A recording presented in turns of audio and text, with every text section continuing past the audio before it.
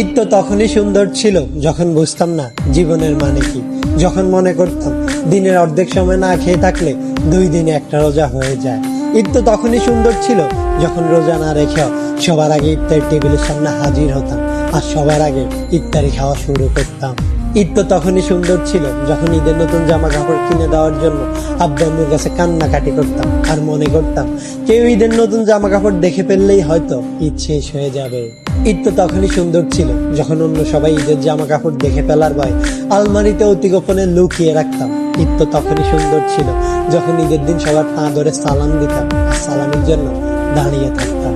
ঈদ তো তখনই সুন্দর ছিল যখন বড়দের দেখতাম তারা কত জায়গায় ঘুরতে যায়, তাদের কত টাকা, আর ভাবতাম কবে জানি বড় হব আর তাদের মতো করে এত সুন্দর করে ঈদ পালন করব।